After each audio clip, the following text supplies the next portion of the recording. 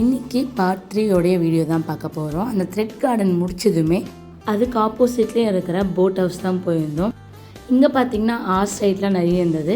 Shopping பண்ணுறதுக்கு எக்கச்சக்கமான கடைகள் இருக்கவே இருக்குது. பேக்ஸு, ஸ்வெட்டரு, ஷால் இந்த மாதிரி நிறைய பர்ச்சேஸ் பண்ணிக்கலாம். இங்கே ஒரே ஸ்வெட்டர் மட்டும் தான் வாங்கினோம். அதுக்கப்புறம் இந்த பேக் ரேட்லாம் 350 450ன்னு சொன்னாங்க.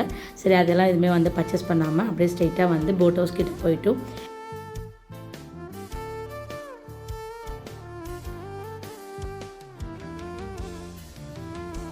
போட் ஹவுஸ்க்கு என்ட்ரி 20 ருபீஸ் வாங்குறாங்க. அடல்ட் மட்டும்தான், சில்ட்ரன்ஸ்க்கு கிடையாது.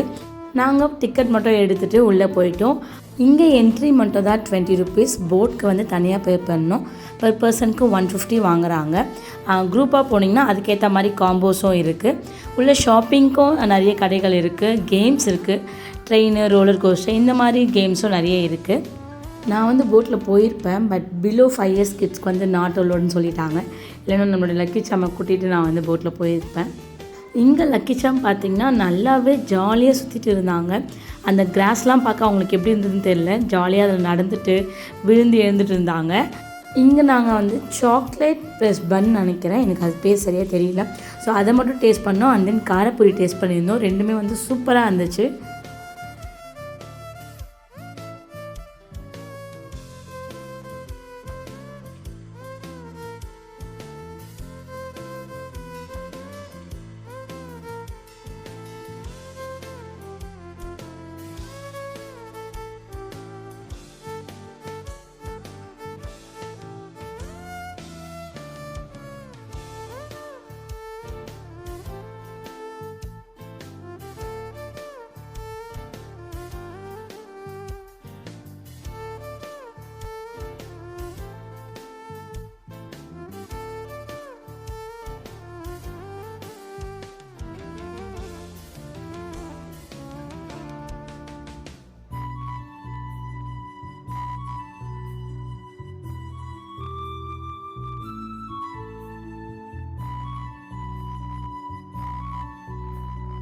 கொஞ்ச நேரம் அதுக்குள்ளேயே டைம் ஸ்பெண்ட் பண்ணிவிட்டு நாங்கள் வெளியே வந்துட்டோம். வெளியே வந்ததுமே ஒரு மினி ட்ரெயின் ஸ்டேஷன் அங்கே இருக்கும். நல்லா ஒரு க்ரீன் கலரில் அழகாக டாய் மாதிரியே இருக்கும். அந்த போட் ஹவுஸ் சுற்றிட்டு அந்த ட்ரெயின் வரும்னு நினைக்கிறேன். அடல்ட்க்கு 60 ருபீஸ் வாங்குறாங்க.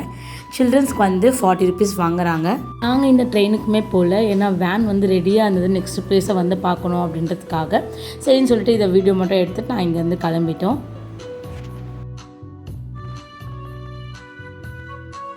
நெக்ஸ்ட்டு அங்கேருந்து கிளம்பி வேறு ஒரு பிளேஸ் போயிருந்தோம். அந்த நேம் எனக்கு சரியாக தெரியல. அந்த இடத்துல ஒன்றுமே இல்லைங்க. லீஃப் டிஃப்ரெண்ட் ஷேப்பில் கட் பண்ணியிருக்காங்க. அதுக்கு என்ட்ரி ஃபீஸ் கொடுத்து அது நம்ம உள்ளே போய் பார்க்கணும். அந்த பிளேஸ் வெளியே நின்று பார்த்தாவே என்னென்ன இருக்குன்றது கிளியராக தெரிஞ்சிச்சு. சரி, இந்த பிளேஸும் வேணாம் அப்படின்னு சொல்லிட்டு இங்கே நாங்கள் கிளம்பிட்டோம்.